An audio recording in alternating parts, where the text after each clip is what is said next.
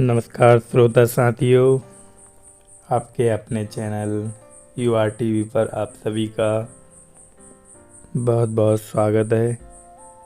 चलिए सुनते हैं आज का प्रेरक प्रसंग। 7वां घड़ा।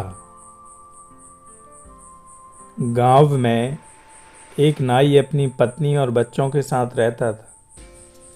नाई ईमानदार था, अपनी कमाई से संतुष्ट रहता था। उसे किसी तरह का लालच नहीं था। नाई की पत्नी भी अपने पति की कमाई हुई आय से बड़ी कुशलता से अपनी गृहस्थी चलाती थी। कुल मिलाकर उनकी जिंदगी बड़े आराम से हंसी खुशी से गुजर रही थी। नाई अपने काम में बहुत निपुण था। एक दिन वहाँ के राजा ने नाई को अपने पास बुलवाया और रोज उसे महल में आकर हजामत बनाने को कहा। नाई ने भी बड़ी प्रसन्नता से राजा का प्रस्ताव मान लिया। नाई को रोज राजा की हजामत बनाने के लिए 1 स्वर्ण मुद्रा मिलती थी।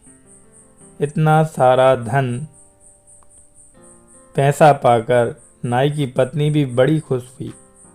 अब उसका जीवन बड़े आराम से कटने लगा। घर पर किसी चीज की कमी नहीं रही और हर महीने अच्छी रकम की बचत भी होने लगी। नाई, उसकी पत्नी और बच्चे सभी खुश रहने लगे। एक दिन शाम को जब नाई अपना काम निपटाकर महल से अपने घर वापस जा रहा था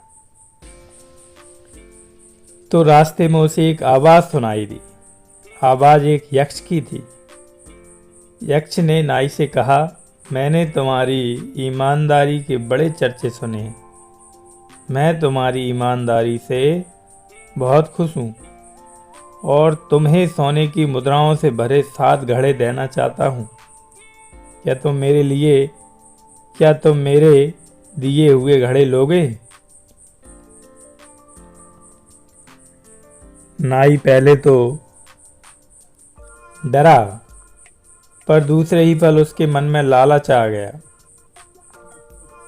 और उसने यक्ष के दिए हुए घड़े लेने का निश्चय कर लिया। नाई का उत्तर सुनकर उस आवाज ने फिर नाई से कहा, ठीक है, 7 घड़े तुम्हारे घर पहुंच जाएंगे। नाई जब उस दिन घर पहुंचा, वाकई उसके कमरे में 7 घड़े रखे हुए थे। नाई ने तुरंत अपनी पत्नी को सारी बातें बताईं और दोनों ने घड़े खोलकर देखना शुरू किया। उसने देखा कि 6 घड़े तो पूरे भरे हुए थे, पर 7वां घड़ा आधा खाली था।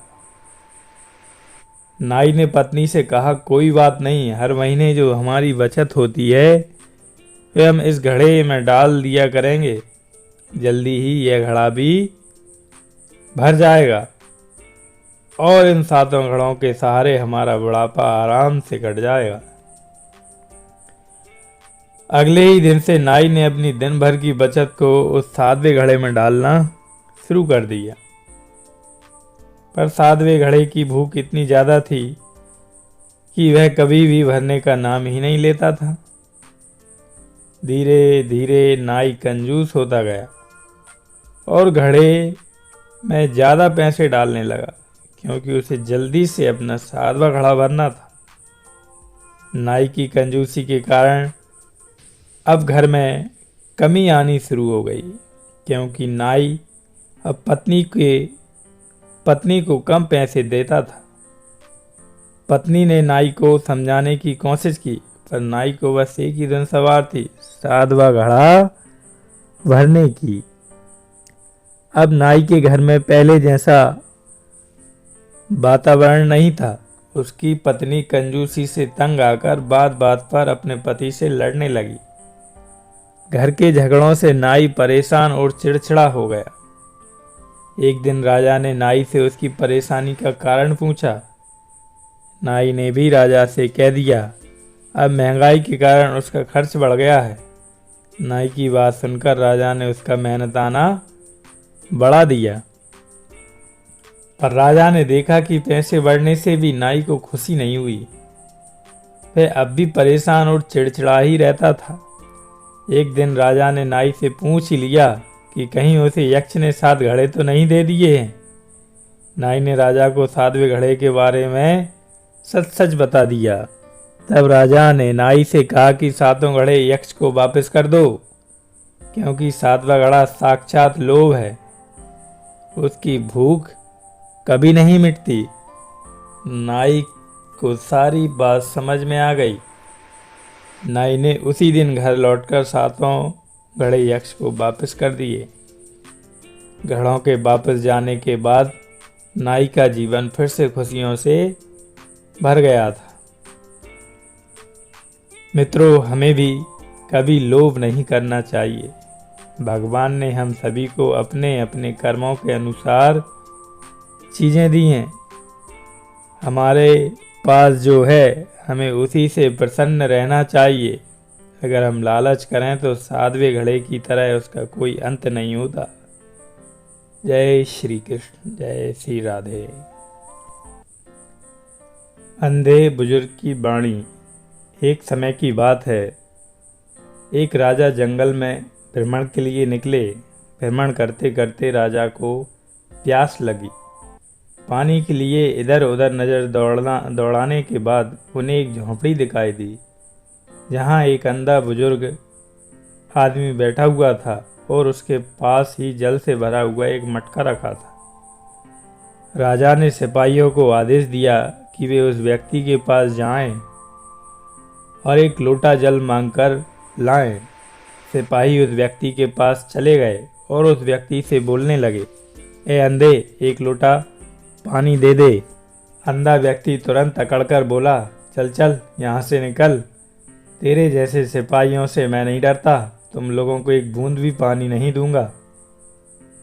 सिपाही निराश होकर लौट आए। उसके बाद राजा ने सेनापति को पानी लाने के लिए भेजा। सेनापति उस व्यक्ति के पास जाकर बोला, ए अंधे, पानी दे दे, तुझे बहुत सारी रकम इनाम में मिलेगी। अंधा व्यक्ति फिर अकड़कर बोला, पहले वाले का यह सरदार मालूम पड़ता है। अंधे व्यक्ति ने गुस्से से कहा, चल यहाँ से निकल, नहीं मिलेगा पानी। इस तरह सेनापति को भी खाली हाथ वापस लौटना पड़ा। सेनापति को खाली हाथ वापस आता देख राजा स्वयं चल पड़े उस व्यक्ति के पास पानी मांगने। फिर उस वृद्ध के पास पहुंचकर सबसे पहले उसे नमस्कार किया और कहा, प्यास से गला सूख रहा है, बाबा एक लोटा पानी दे सकें तो आपकी बड़ी कृपा होगी। अंधे बुजुर्ग ने सत्कार पूर्वक उन्हें पास बैठाया और कहा, आप जैसे श्रेष्ठ व्यक्ति का राजा जैसे आदर है। एक लोटा जल क्या, मेरा सब कुछ आपकी सेवा में हाजिर है। कोई और सेवा हो तो बताइए। राजा ने शीतल जल से अपनी प्यास बुझाई। फिर नर्म वाणी से पूछा कि आपको तो दिखाई नहीं पड़ रहा था, फिर आपने जल मांगने आए लोगों को कैसे पहचान लिया? उस अंधे व्यक्ति ने कहा, वाणी से हर व्यक्ति के स्तर का पता चल जाता है।